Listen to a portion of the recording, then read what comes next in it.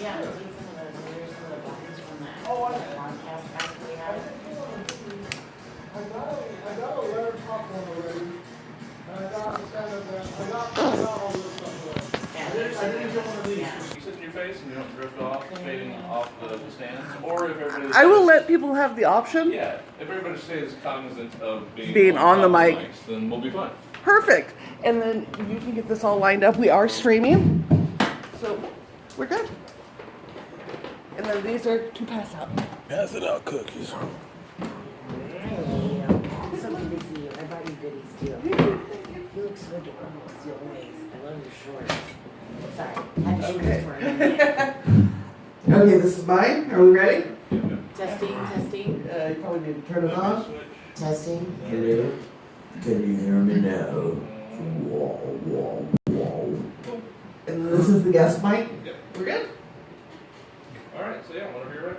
We're ready. We're in frame. You're in frame. Welcome to Fat Chicks on Top. On your Thank you everybody for coming out. This week is our Father's Day show, so I invited a bunch of people who've definitely been called daddy.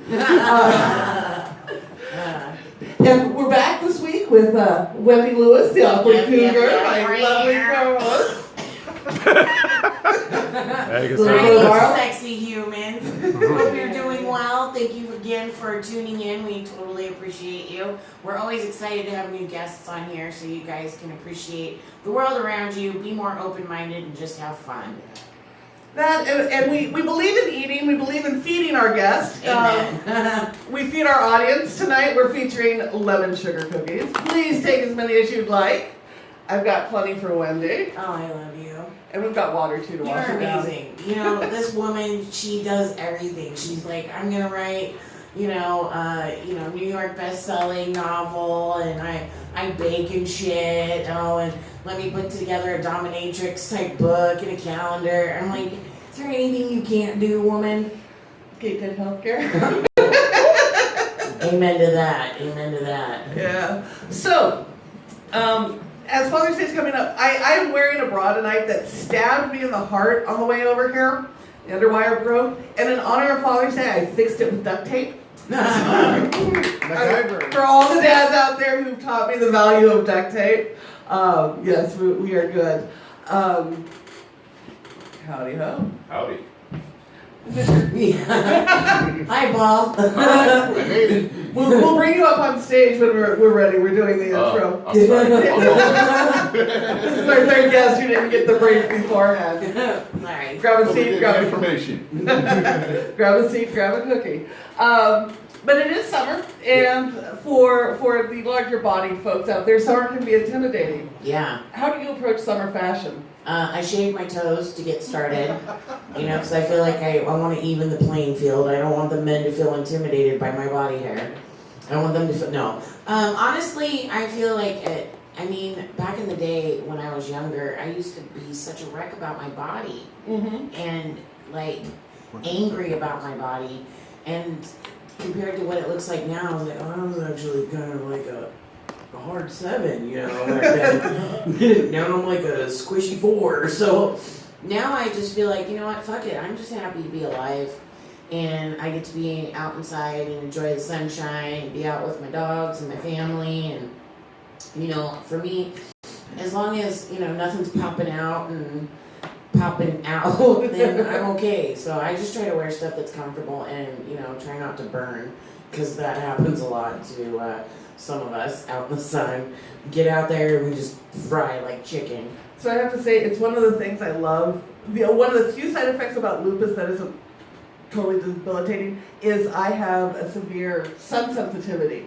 And if I'm in sun without sunscreen for more than about 15 minutes, I start breaking out in hives. Oh my gosh. So I've started prepping my 6-year-old nephew and telling him I'm part vampire. And that way, when we go hang out in the sun and it starts to bubble up, I'm like, see, part vampire. I'm into freaking out all the San Francisco kids. Yes, we've been doing that for fun. Yeah, I obviously have no problem violating, what you shouldn't wear when you're bigger, because I'm in short shorts. I love short shorts. When you're this tattooed, you you show off as much skin as possible. Yeah, I love it. I love when you show off your body. It just makes me proud. Seriously, because I'm like, oh, because it makes me feel more comfortable too. Because then I'm like, you know what? You just get to have fun. And just, if you don't like my body, you don't have to look at it. It's okay. But when you do it, I'm like, oh my god, that's amazing. She has tattoos. That's so. And tattoos help. It made me a lot, like, when I finally got the big tattoos on my side and stuff, So I'm like, cool. we're giving up one pieces. Like, you can't have this much ink and not wear a bikini. So I'm like, fuck it, I'm in a bikini at a size 24 and totally cool with it. You look like a pinup girl when you do those little shots. I love it. I'm like, It's getting that camera high enough, you know. I think us fat girls do not get the proper the proper love for our fantastic camera angles. I think we are actually Angles are the everything. best photographers, because we're like, hey, look, I don't have 4 chins in this picture. I Right? look kind of svelte, sexy. It's a double, not a quadratic equation. and it Yeah, works for me. it's good. It's right. Well, the selfie stick is great for getting ass shots. Like, you can get it at the right angle. And I learned that from My my ass is in every shot no matter what I do, so I'm good. Well, I think I'm covered there. Oh man, before selfie sticks, I would have my gay male friends tell me how to get the perfect angle from all their grinder shots. And oh my god, it made the biggest difference in the world. I will props up to them because I would not have a decent ass shot without knowing those old tricks. Yeah, I swear, they always have the best butts. I'm like, I would probably just go into every room but first be like, yep, hi. If my ass looked as good as it did in my photos, I would back into every room. It does, you should. It'd be good.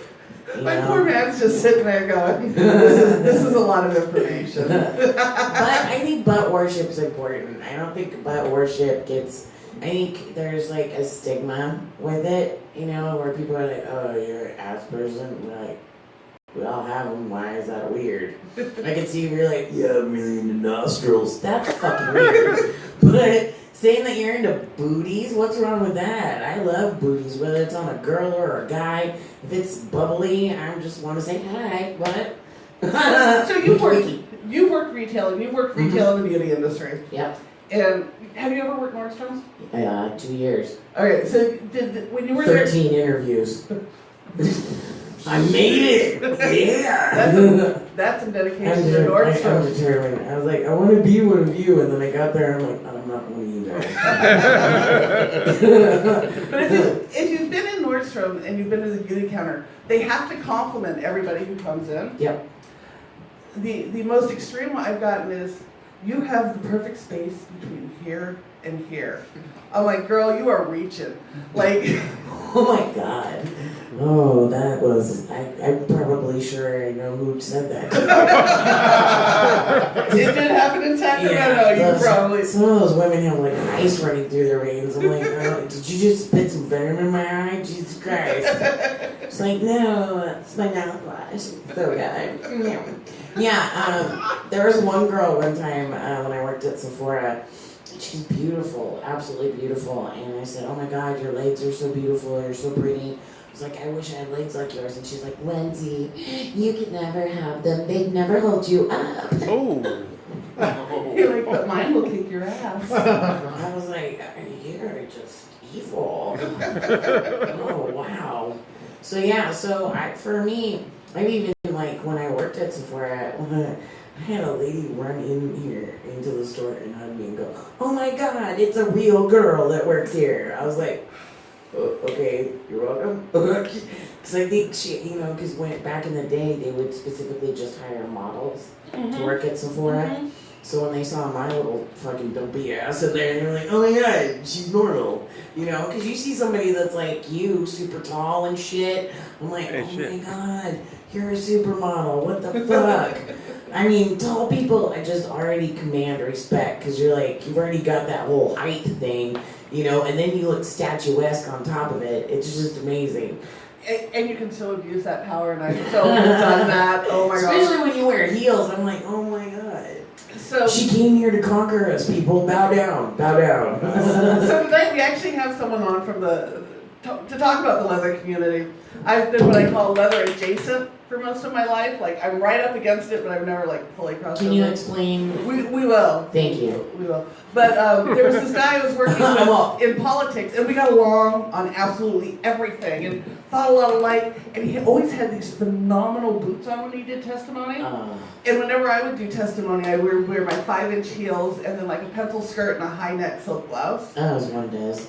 Yeah, because it commands respect, and we never talked about why we worked so well together. But then one night I walked into the leather bar here, and I was fully corseted up and in heels and stuff. He's in just chaps and a sash, and it's like, oh my god, that explains everything. Because it's like it is the boots that a slave had made of, and we're like, oh, now we understand testimony, and it does. It totally commands respect when you go in and you run that whole kind of dominatrix leather thing on it. They're like, yes, you know what you're talking about.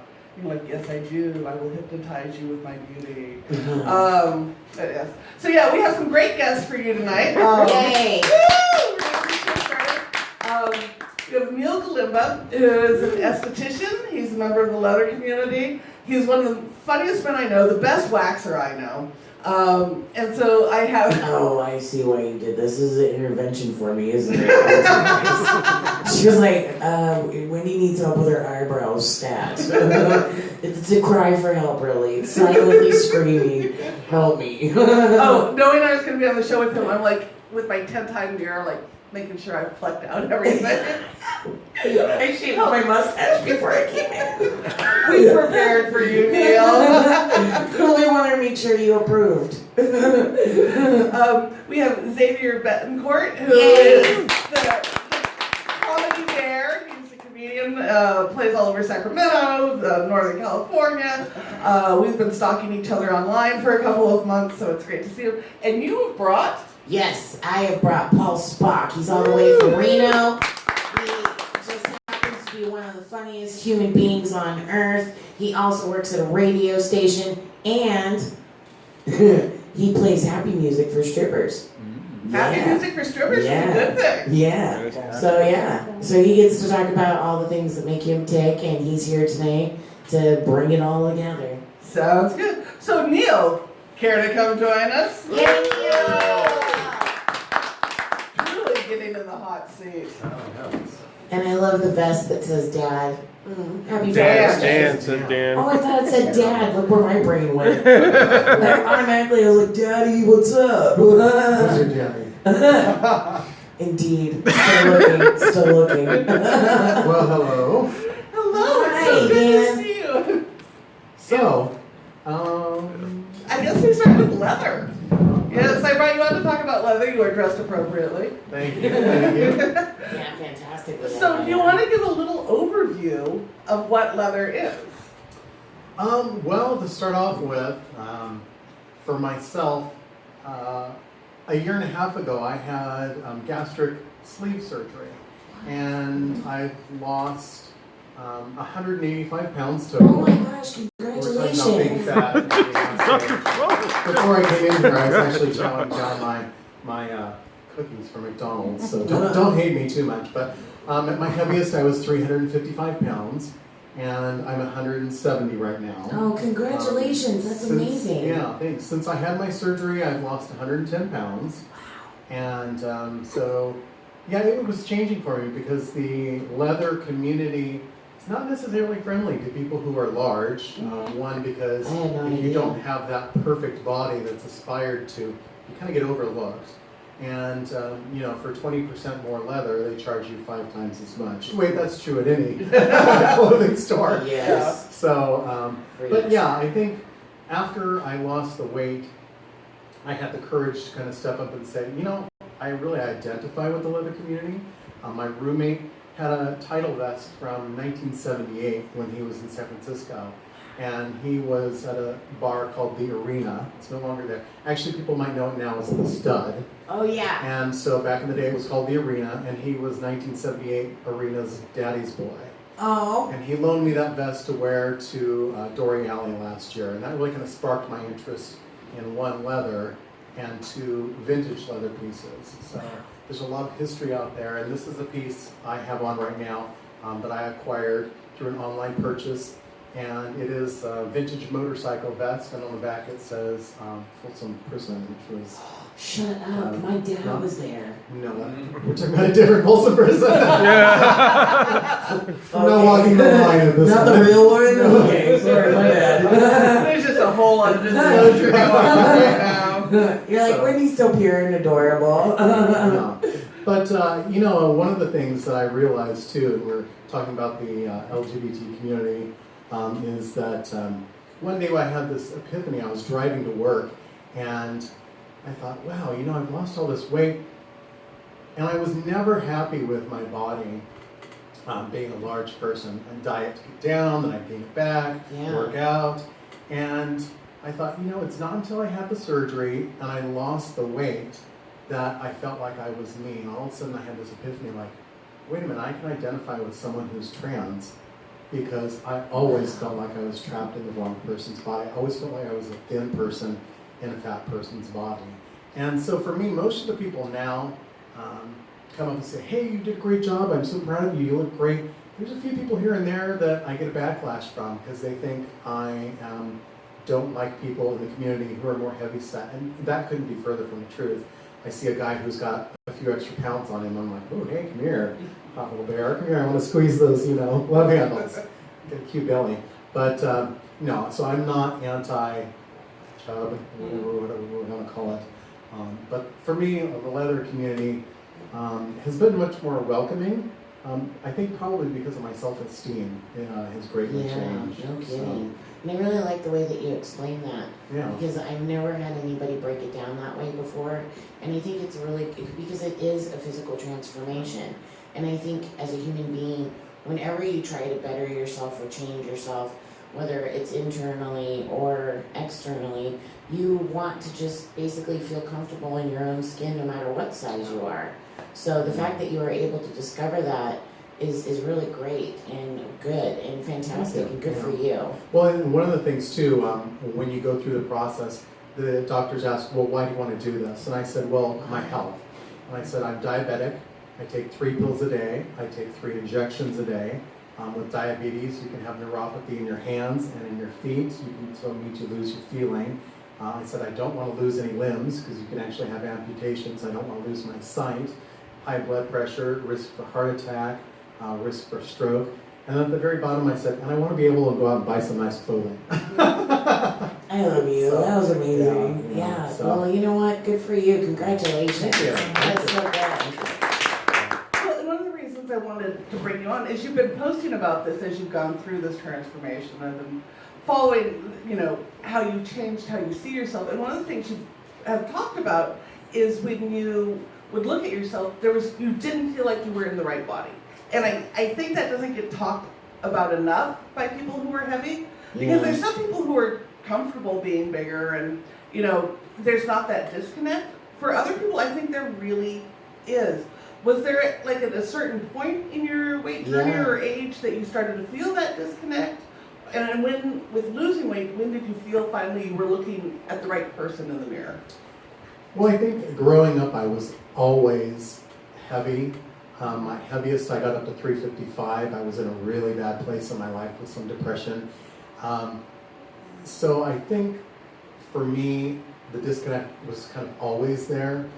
When I started losing the weight, I got to a point where I would look in the mirror and I just didn't recognize who I was anymore. I'm like, who is this guy? I'm looking at, and one day I was at the Goodwill, which used to be the old food co-op here, and I'm walking through the store and I'm walking to exit, and I look outside the corner of my eye and I'm like, oh, he's hot, who's that? And I went, oh shit, it's me. What a wonderful thing! I sound vain, but no, it's just because I'm that's not used to amazing. seeing that person. That person That just mental image doesn't has register just in my changed. mind as me. That's amazing. Oh, thank you. But I have so much more self-confidence now. Mm-hmm. I can go out on the dance floor when I go to clubs. I can have a good time. I don't necessarily worry about what I look like. Do I have that ultimate gym body? No, but what I kind of feel like saying is, I've lost 185 pounds. I'm proud I did that. It's very liberating. If I don't have the perfect gym body and you have an issue with that, fuck you, because I'm proud of who I am. Amen. There you go. That's amazing. One of the other things you bring up is doing the gastric sleeve to treat diabetes. And it's one thing that there's a lot of clinical research that shows it's a pretty solid solution for people who really struggle to control it. There's still a lot of people who are afraid to approach that, to talk to their doctors about it. And for health, it can make an enormous difference. What got you over that hump to talk to your doctor about it? Because for a lot of people, there's a lot of fear around it. Yeah, I had actually looked into this about 10 or 15 years ago and had considered doing it at that time. And unfortunately, I lost my health insurance before I could go through the whole process. But one of the doctors here in town that I talked to, he was a bit of an asshole. I could hear him in the background when I was doing my interview with him, and I could hear him talking to the nurse. Yeah, he's not going to make it. And I thought, what an asshole. Unfortunately, it was my insurance. Have you gone back? Yeah. I would go back and be like, do a Julia Roberts moment. Be like, Remember me? I'm back, bitch. Big mistake. Yeah, I would do that. Bend over, bitch. Yeah, I mean, the big thing with the gastric sleeve is it did make that big difference. Immediately, my diabetes went into remission. Wow. You never get rid of your diabetes, is what the doctors say now. So for me, it's the opposite. If I'm don't eat enough, I can get hypoglycemic, which means your blood sugar will plummet, and you'll immediately have the same features or symptoms as if your blood sugar spiked. I'll get like nauseated, dizzy, sweaty. I could lose consciousness. So you have to be very careful about that. If I'm going to go out in the sun for long periods of time, like when I was gardening one day, I'll get shaky, and you have to kind of pay attention.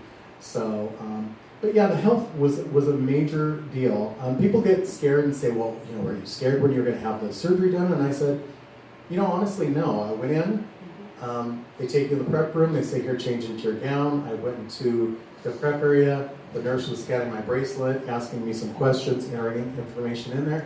And I'm sitting looking at the wall and not scared at all. And people are like, wow, you weren't scared? And I said, well, I'd really come to my terms with my spirituality.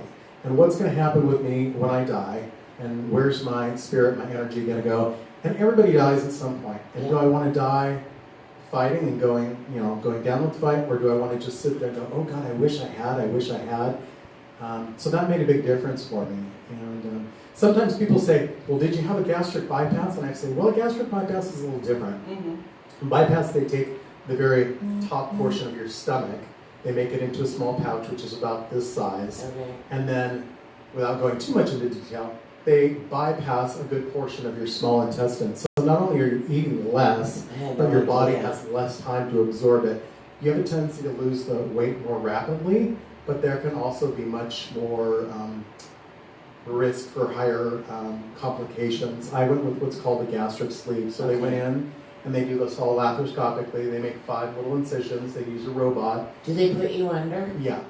And they use a robot. And for me, they remove about 80% of your stomach. Remove that and then staple the rest closed. And what you're left with is like the size of a small banana, size and shape of a small banana. And now I can eat about a child-sized portion of food. So I joke and say I'm the cheap date. We can go to Denny's and I can order off the children's menu and I can't even finish the whole plate of food. So. Oh, see, when they said sleeve, I literally thought that they would like slide, those little... A mesh sleeve? Yeah, like over your tummy, and then when you're done losing your weight, they take it off. I think they did have something like that early on. There's also something called lap band, where they actually take a band and put it around the top portion of your stomach, and there's a saline, and they adjust that and it squeezes it tight. Kaiser, where I had my surgery at, doesn't do those anymore because they've just had too many complications with it. But, it sounds like an awful cock ring for your gut. yeah, exactly. It is a cock ring. Did you want the studded one? Do you want the leather one? Like that's a real commitment to getting Which color are we doing? Are we doing the yellow or the red? Can you get a moonstone in there for me, please? Which hanky are you sporting? That's amazing. So. Thank you for explaining that because I didn't know, absolutely. and I never felt comfortable asking somebody because I feel like that's kind of personal. So I really appreciate you bringing. No, anytime somebody asks me, difference. I'm open about it because I know there's a lot of people who are interested, but they're scared. They don't really have an advocate out there. And I say if you're interested in doing it, do it for your health. not for vanity reasons, but if you do it for your health, and you've been uncomfortable with your body, there will be a big difference.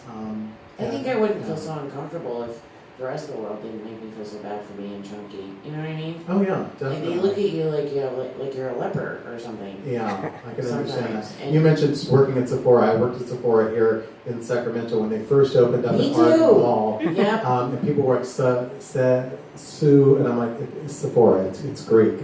And women used to come in and get their makeup done, and they would be saying, oh, this is Neil, he's going to be doing your makeup today. And the women would give us the strangest kind of look. And I'd say, well, okay, what is it you're looking for? What do you want to do? And I would bring a whole table full of makeup. They go, oh, well, I really want to just look natural. And I'd say, hon, I can put the whole store on you and you're going to look natural. It all comes down to technique. And I got some nice compliments because the women would say, oh, wow, I look amazing. I look better than anything I've ever gotten done at Nordstrom or at Macy's. And I'll say, here's the reason why. If you go into a department store and you see a guy behind the counter, always go see the guy. Yep. Because I've always told her that. I said, when you come in here, I'm going to pull out all my tricks in the bag to make you look awesome. The woman, on the other hand, she's going to do everything she can to make you buy everything, but she will never walk out of there looking better than she does because the women are catty. And they went, oh my God, I never thought of that. Yeah, and that's one of the things I always appreciated about being in the department stores, because the men they have this way of making the women feel like, dude, I got you. Because one thing, I'm feeling like you're not just getting the perspective of a professional, but you're getting the male perspective. And I feel like sometimes they have they're like, why are you doing 15 different steps, woman? Let's just cut it down to 2. And now you look better. Now you don't look tired. You're like, I know, I'm sorry, thank you. So I always appreciate and definitely bow down to the powers that be. So thank you. You're welcome. Yeah, I don't do a whole lot of makeup anymore. Every once in a while when somebody Your comes skin in looks to... fantastic. Thank you. I'll put $500 worth of product on it. He's had fantastic skin since I've known him. Yeah, It's it's so amazing. good. I'm Yeah, like, so I don't do a whole lot of makeup, glow. but manscaping is my specialty, and some guys cringe at that, and some guys, are like, hey, I've always wanted to know that, but I always say, get things trimmed and groomed downstairs because I've got dental floss in the cabinet. I see Sean just going, that's a lot of information. It's true though. It's true, though. Oh my God, there's Anniversary nothing worse. present, baby. Anniversary I'm present. like, why do you have a full, it's not the 70s down there anymore. Yeah, Why do you have a full on, Yeah. it's just terrible. I'm like, trim it. Mm. Something. But I don't know. I just like, when you see dudes sometimes and there's like still hair coming out, I'm like, I can relate to that. I'm like, I have that And too. guys are can I say this and not be offensive? Guys are the biggest pussies. Oh my gosh. Oh my God, We are. Is it gonna hurt? And I'm like, well, Yeah. it's not that bad. Women have been doing this for thousands of years, going back to ancient Greece and Egypt. But no, it's really not going to hurt that much if you do it correctly. And one of my worst clients was this big, beefy, ripped out bodybuilder guy with all these tattoos, and he kept going, if I didn't like this as much when I'm done, I would have killed you by now. And I'm like, dude, it doesn't hurt that much.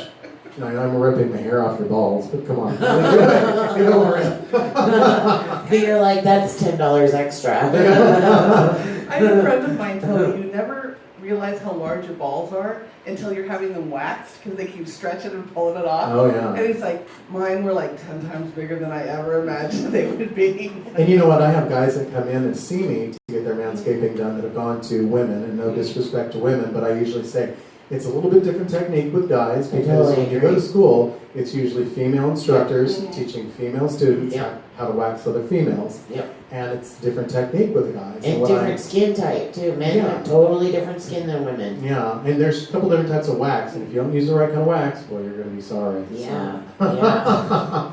You're like, oh, I'm sorry, I had to spend extra time here on you. Rip it good. Yeah. When the pubic comes along. And that's a comedy show too. That's amazing. So there's a point on the show where we ask guests some standard questions, Okay. and it's that time. No, I didn't vote for Trump. Thank you. Oh, That's kind of obvious. Shit. Yes, I did fill in with the village people. YMCA. Sorry, I couldn't read this. So what is your go-to munchie? Is this X-rated or G-rated? We're Either fully one. X-rated. Everything. You say it. For food, anything peanut butter and chocolate for me Yeah. is a weakness. Cookies, brownies, special brownies. Special brownies. We like special I brownies. love you even more now. Yeah, you know what? Since I lost the weight, I actually have to aggressively eat to keep the weight on to stop losing weight because I got too low. In 1 week, I lost 7 pounds and I got down to 163, and I did not look good. And That was my birth weight. Yeah. I had to aggressively eat for 3 weeks to get that 7 pounds back on. So people at work look at me and give me the evil eye. They're like, "Oh, you bitch! You can eat anything you want." I'm like, well, yeah, I kind of can. So. You're like, because I have the bone structure, that's why. Peanut butter, chocolate chip cookies, anything coconut. Oh my god. Okay, what's the next standard So the question? next one is, what is the worst piece of advice anyone ever gave you? Oh. Worst piece of advice. Said that piece of shit doctor. Bastard. Um, Still feel like you need to do revenge and show up and be like, what? Put some armor on my leather. I'm like, no. I don't know. Are you serious? No, You're no, not no, supposed no. to do that. Armor all's crap, but maybe for your car, but for your vintage leather, no. No. No, they use the tears of my enemies. Yeah, I don't know because I'll hear what people say, and if I don't agree with it, I just kind of put it out and you know. Best way to deal with that. I'm sort of like, you know what? Actually, well, on a side note, there's all these battles going on Facebook right now. Yeah. And it's a LGBTQHIJKLNOP, and I said, this is getting a little absurd. Why can't we just call ourselves family? And somebody got so offended by it, and he started slamming me, and I went, click, unfriend, unfollow, block. I'm like, I just don't have time for that. So Yeah. that might be not advice, but my situation No, lately. the block button is the best thing. Yeah. Oh my god. What is one thing everyone should try?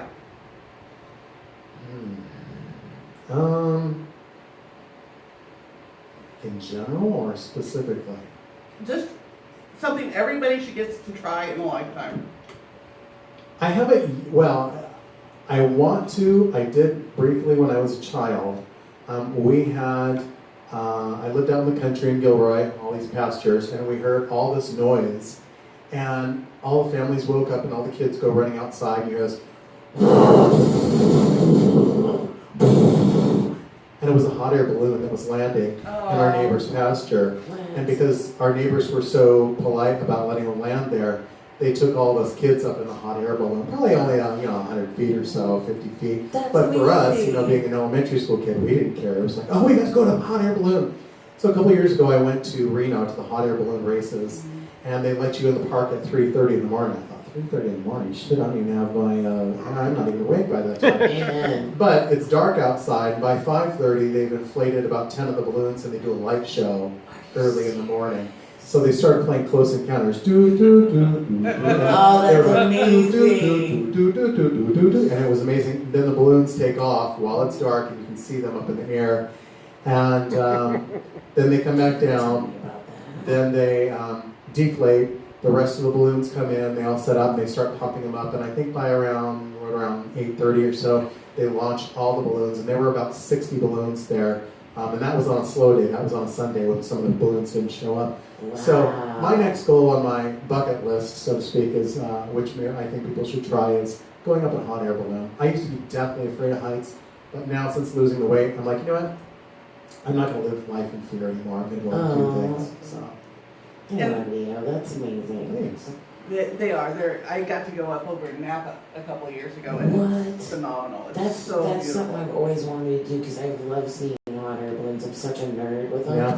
And I've All always that- wanted to go, but it freaked me out. I was like, this seems like, come on, you're gonna put me in a balloon Yeah. in a basket. No balloon, no party. I'm like, Wineries and hot air balloons. Can you imagine Patsy and Eddie and with Oh some my wine and God, sweetie right. darling? Sweetie darling, Just they go a little bit lower. Oh, the balloon captains though are terrified because the old vines can be worth up to $25,000. Yeah. So you see her just going, get it to the road, roadway, get it to the roadway. Like they're coming close and they're like, don't land on the vines, it's really expensive. Oh yeah. And the last one is, what are you grateful for?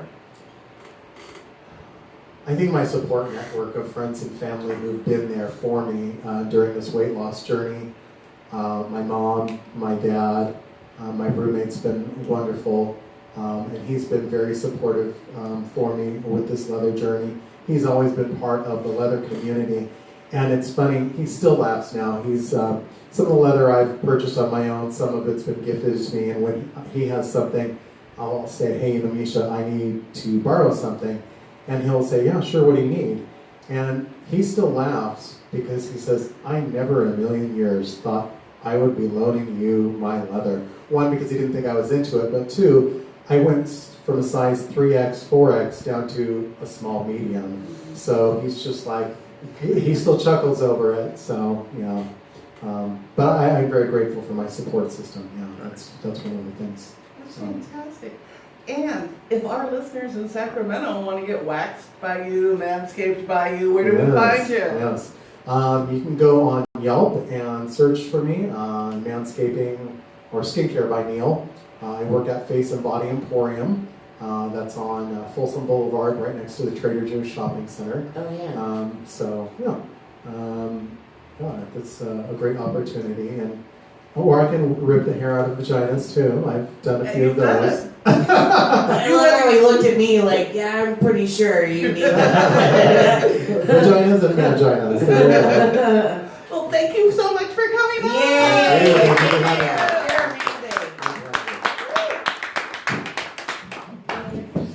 Yeah. Okay. Our next guest, he's all the way from Reno, and he's a comedian, a writer, and just an all-around great guy. Let's give it up for my best friend, Paul Spa. I love your shirt, Paul. Thanks. Now I gotta live up to that great intro. Welcome to the show. Thanks for having me. So, what brings you to Sacramento? Just hang out with you guys.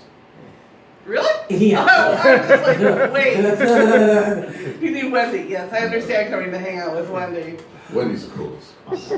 No, don't tell that lie. I don't want anybody to get in the wrong impression and be like, oh, I want to hang out with her. No, I don't want to make any more friends Alright, now. Wendy's lame. Don't hang out with Wendy. See? I love you. You get me. She has to do selfies when we're on here. So, what got you into comedy? You like abuse? Yeah, I like to I like to get my feelings hurt on a regular basis. No, actually, I was working in radio with a guy that also does comedy. And I was writing just jokes for him. And he was like, you're funny, like, just do this yourself. And I'm like, I don't know if it would be funny in front of a bunch of people. He's like, just go to an open mic, everyone's going to suck, and you're going to suck too, but you'll think you're good.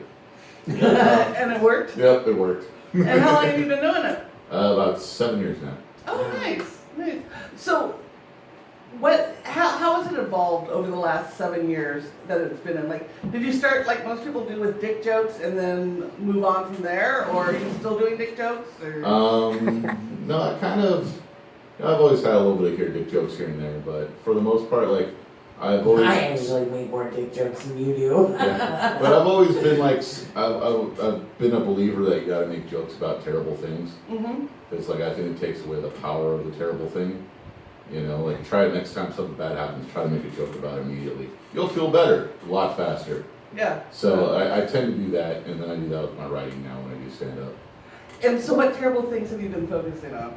Lately my health, because my health is terrible. Oh, Wendy had mentioned you live with diabetes. Yes, and kidney failure. Oh, wow, okay. So when did you get diagnosed initially with diabetes, and then when did the kidney failure start with that? Well, diabetes, I was diagnosed when I was 18. I was trying to join the military.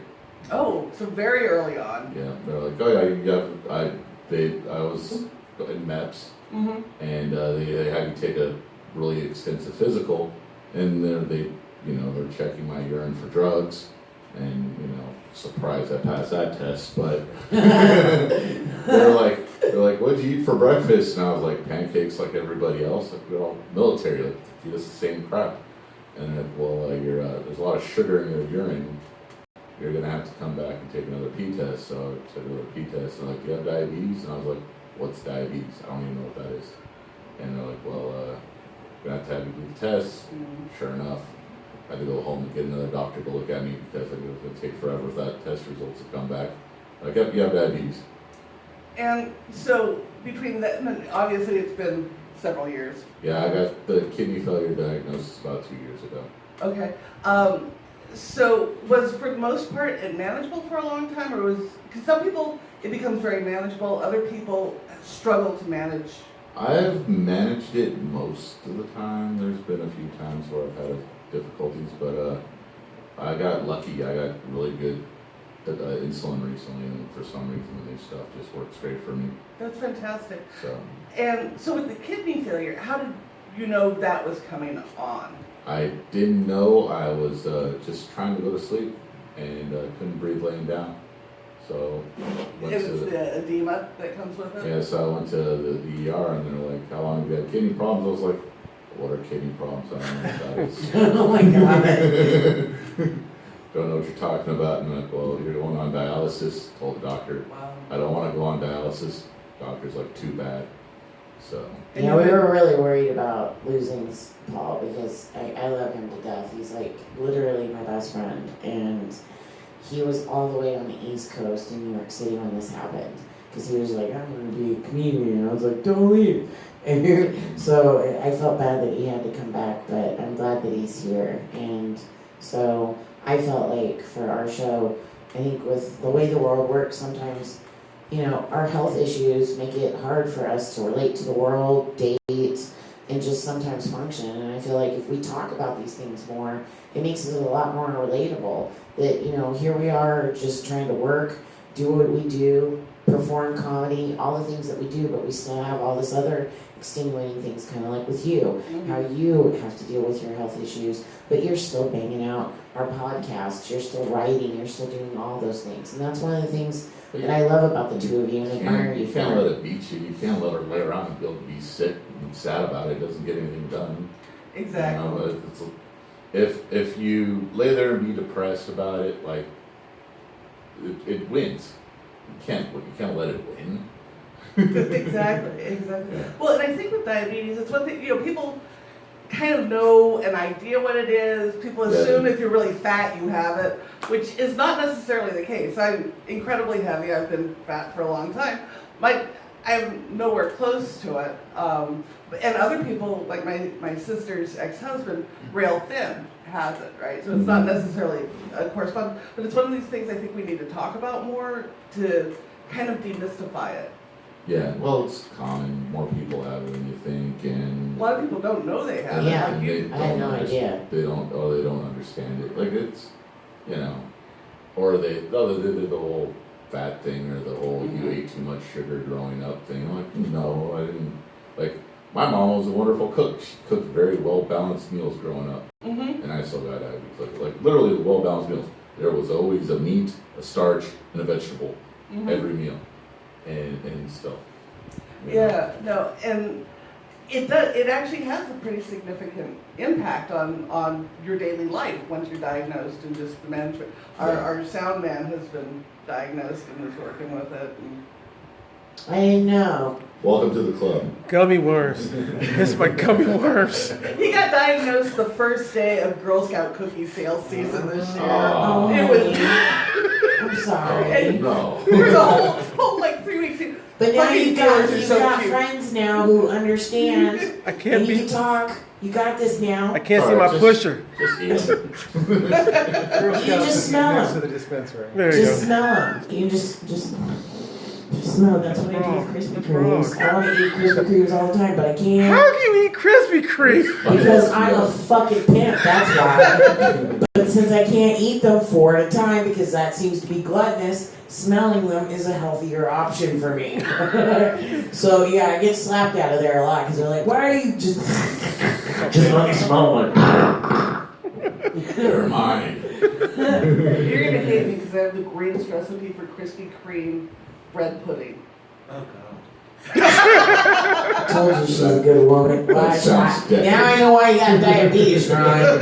Shit. With all this good loving she's giving you, she's feeding you, good loving. No, that's why my eyebrows are on the pillowcase. We'll talk later. You guys give me hope. I love you. You bring up living with kidney failure. Are you at the point where you're looking at kidney transplants? Or? Yeah, I'm on a list. I'm going to be at the top of the list pretty soon. The crazy thing though is I just met a guy who lives a couple towns outside of Reno from me. He lives in Carson City, neighboring town. And he's actually friends with a couple mutual friends of mine. And he just got the transplant. And his Facebook posts are not selling me on it. Really? Yeah, he's not having a good time. He's kind of a whiner, but still, he's not having a good time right now. It's like, oh no, it doesn't sound good. And so it's been 2 years. What's the average weight? The average weight is 7. Wow. The reason why I'm a little bit faster on the list is one, my age, and 2, I'm also getting a pancreas. So I won't be diabetic anymore. Oh wow, that's amazing. Yeah, that'll be neat. Yeah, that would be life changing. Yeah, just a little bit. Just a Just a little. little. A little bit. No, if you're not an organ donor, go out, I am. put your name on the list. I always make a Organdonor.gov. joke that if I go first, then he gets to have my squishy parts. Aww. See, and I make the joke that at 45 and living with my mom and a cat, if they wheel me in after an accident, I can still have a pulse and they can fix it, but they're just like, we're gonna intervene and just part you out. Like, we see this is Grey Gardens in the making, and we're done. It's a dangerous thing. Everything you need to know, you learn from Grey Gardens.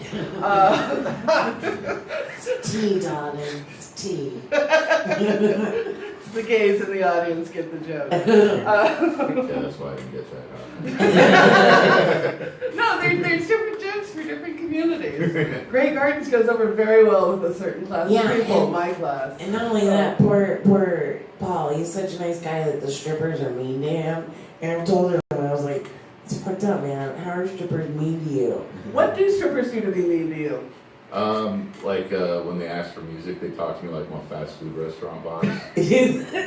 Can I get Lil Wayne with a side of Drake? I'm right here. I'm a person. You can just ask me like nicely, like, hey, can I hear some Lil Wayne and Drake? You know? Oh my god. So what clubs do you DJ for?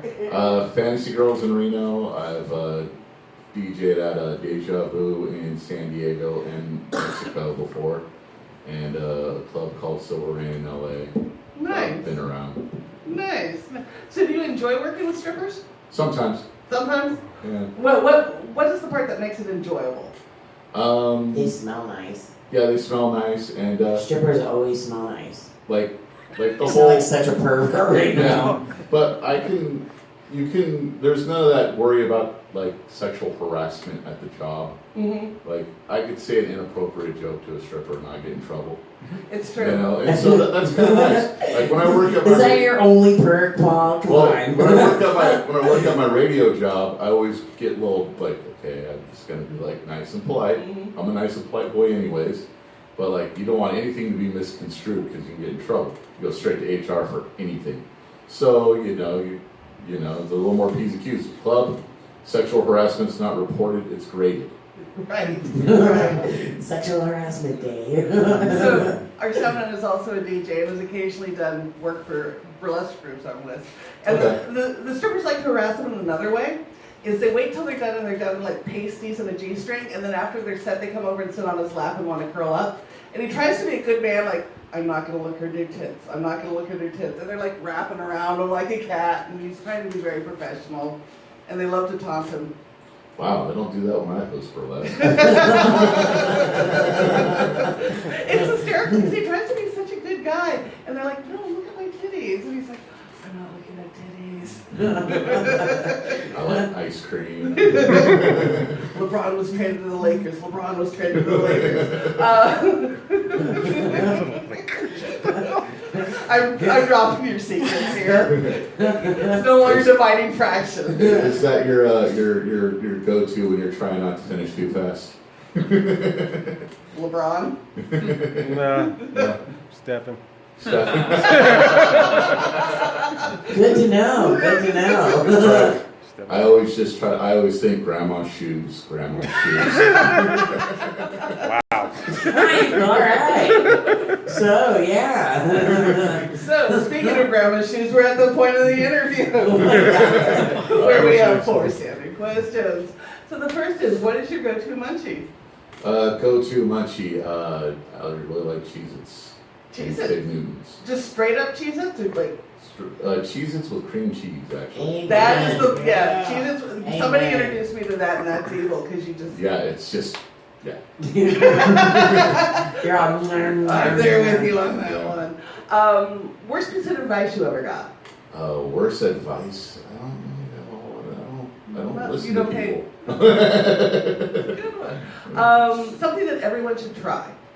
One, try to laugh at your bad situation. You know, just laugh. You know, try to laugh it off. And 2, Cheez-Its and cream cheese. I totally agree on both. And the last, what are you grateful for? Being alive, actually. Yeah. It's not much else. You know. I hear you on that one. So, if our audience wants to find you, if they want to go to one of your shows, if they want to listen to your radio show, where do we go listen to you? Well, I'm on easy1041.com for the radio station. I'm on from 7 to midnight. I'm not very good, but if you want to listen. Just there because my friend feels bad for me. So he gave me a job. And as far as comedy goes, just find me on Facebook or Twitter. The infamous Paul on Twitter, or just Paul Spock on Facebook. Fantastic. Thank you for coming on the show. And Thanks for having me. It was fun. Thank I you. love you, Paul.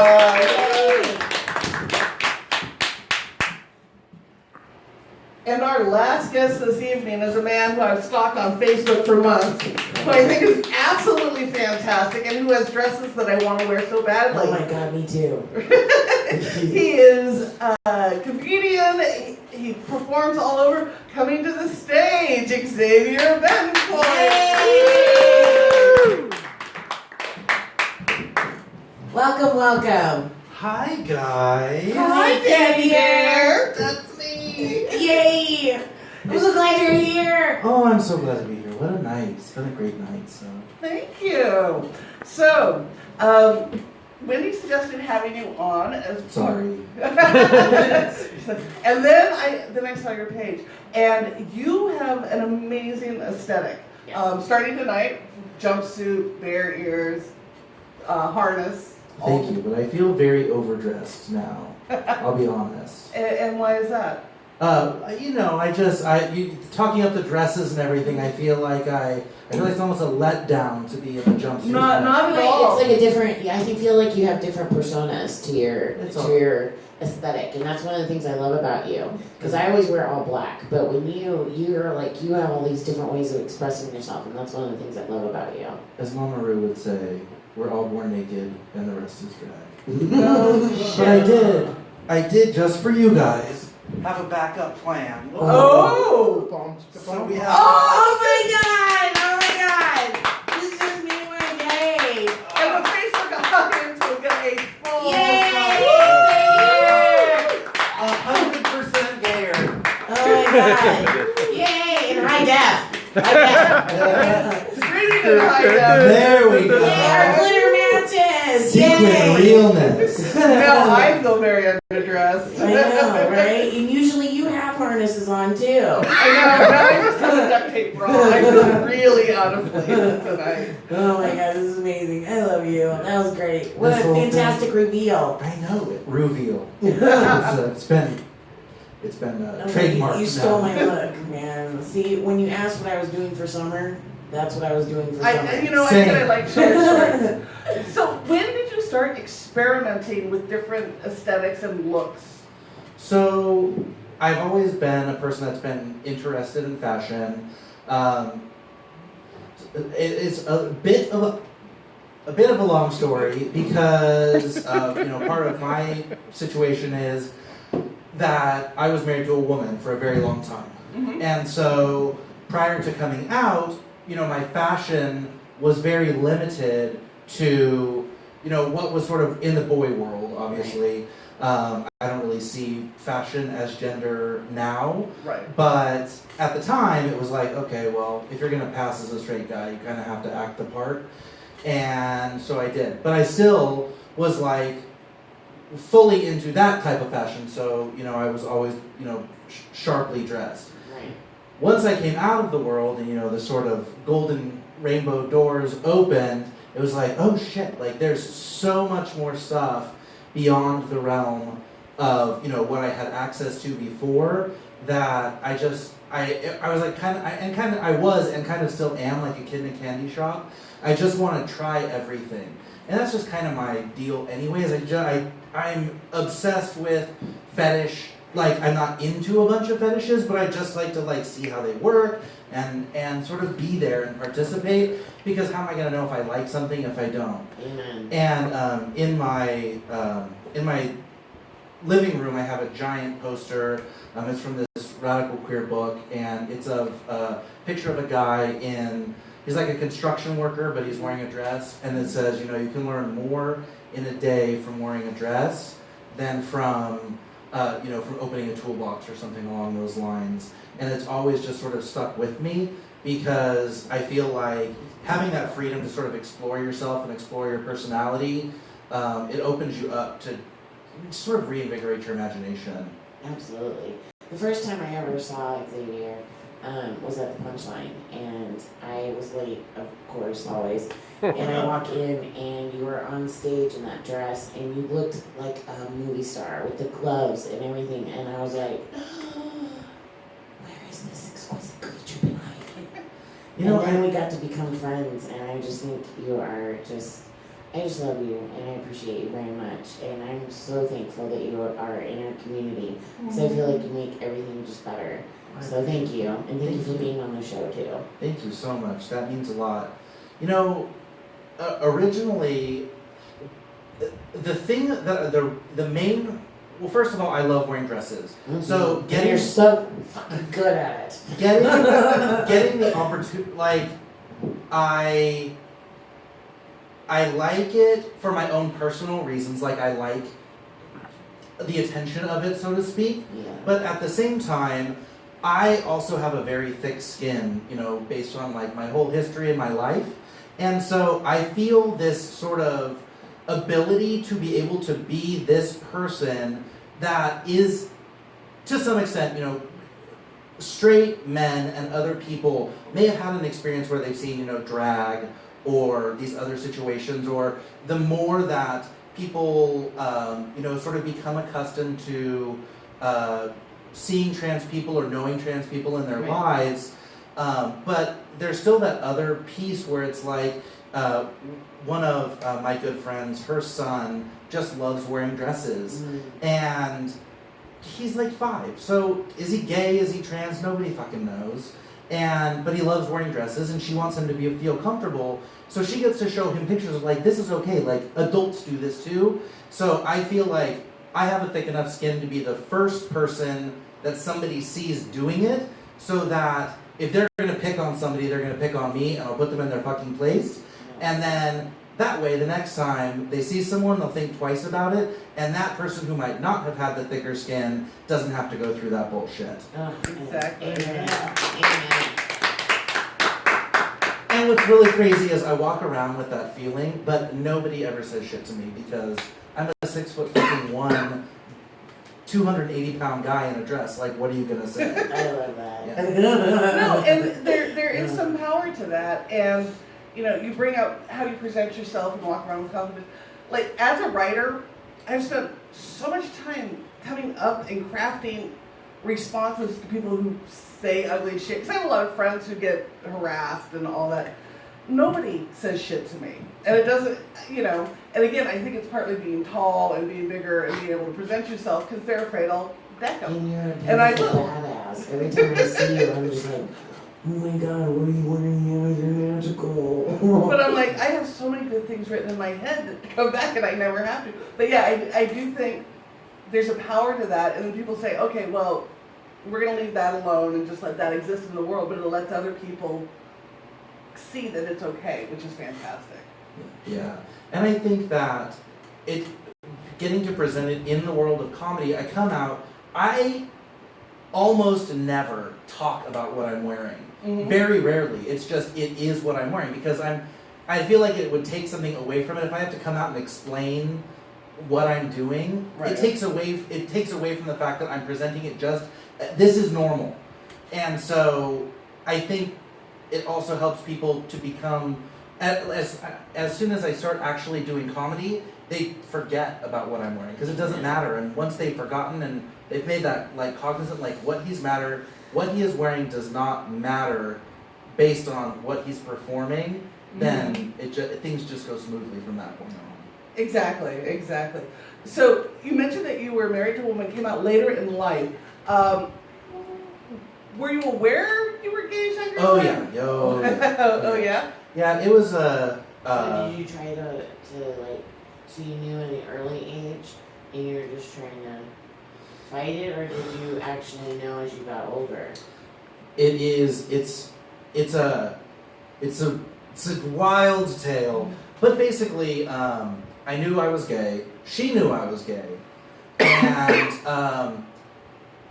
at a very young age, we decided that we would both just ignore the fact that we both knew I was gay and like try and make it work, because we were best friends, you know, in high school, and you know, prefrontal cortex being completely developed and such. So I tried to bring it up throughout the time. We were married for 15 years. So throughout this time, this was brought up again and again. And we just sort of kept sweeping it under the rug. Sweeping it under the rug also. But eventually it got to a point where I was like, neither of us are going to live our best lives if we continue in this shit show. And also, you know, I feel pretty certain that had I been straight, the marriage still would have ended. It just, we had grown apart. Like, the marriage was over regardless of what the reason was, but at the time it was just the catalyst. Wow. And so now you're out. Now What? now you're enjoying gay life. How has it changed, like, coming out, how has it changed your relationship with your own body? Well, that is a great question, because I have actually gained 80 pounds since I came out. Okay. And so I sort of had, I think subconsciously I knew that I was in this like metamorphosis period where I was going to come out. I never actually thought that like cognizantly, but I think in the back of my head it was there, and I was exercising and etc. and sort of like building my mental fortitude for this moment. And then as soon as it happened, I immediately needed that sort of shelter and comfort that my weight provides me. And so over the course of the next couple of years, I gained most of that weight back. But it has actually been sort of a kind of a neat journey, I think, because it was very easy for me to feel sexy and hot at my lowest adult weight, which is what I was at when I came out. Gaining the weight back has been a lesson in loving my body no matter what it looks like, and also has been the catalyst for me to explore some of those fetish areas like the bear community, and you know, which it makes me sad sometimes that there are like, you know, twinks, I'm sure you guys know what that word means, but like young, hot, sexy, thin, blonde-haired white guys that will never experience the love of that type of a community, because they are so loving and embracing of everybody in every size. It just doesn't matter. And you know, people are like, if you lose weight, you won't be a bear anymore. And I'm like, no, I will always be a bear, because a bear is who you are, not what you look like. So that's how I feel. I love you. But there is that in the different gay communities. There are aesthetics that go with different communities, and there's pressure to look one way or another, Completely. as there is in any community. And And see, it's- I didn't know that. I just figured like once somebody came out gay, that as a community you guys were like, cool, let's go. We have all this cool stuff. So I thought, no, but that's We're a just bunch my, of judgmental that's my bitches. ignorance though, because Yeah. I really thought that, you know, once you got over that fucking hurdle, okay, the rest of it, we're okay now. So I didn't realize that you guys, like the first time I found out that guys could have eating disorders, I was like, what? Yeah. Eating- Guys can have eating disorders? So No. so pervasive in the gay community. See, and I didn't know that because you guys always, in my world, the way that gay men have always been for me were the people that knew everything. They knew everything about sex, they knew everything about fashion, they knew about culture, they knew about literature, and these were the people that you went to. And I didn't have like a strong family background, so I always just, my gays were the people that gave me family and gave me the like the first person I ever told me about how to put a condom on a guy was a gay guy. So I was like, I didn't know you could do it with your mouth. That's amazing. So yeah, so for me, that's why I'm intrigued when I find that somebody that has gone through that still has to face other bullshit stuff, which it's like, dude, let's just enjoy each other. I mean, you know, I am frequently, I get sort of, not ostracized, but I do not necessarily relate super well to the gay community. I think partially just because of the fact that I was married to a woman, that's like already a strike against me.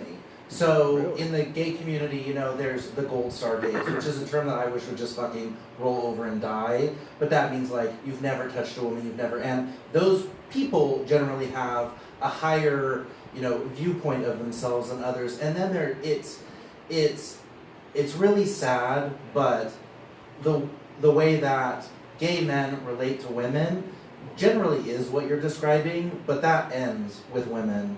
And it's just completely toxic, you know, 80% of the time within the gay community. And that's why it's so important for people that, you know, they're able to find their sort of niche communities, like the leather community, or, you know what I mean? There are families for everybody out there, but you have to be able to find yours. And I don't necessarily know that even as a skinny person, I would have found the bear community, which is where I do feel at home. So I kind of feel lucky to have gained the weight, even though I don't plan on being heavy forever. I know it's not, and you guys can testify that, you know, it's definitely not healthy. You're not overweight really, but obviously health conditions happen. But I mean, I'm just gonna. Good night, everybody. It was a great time. So on that note, what's your go-to munchie?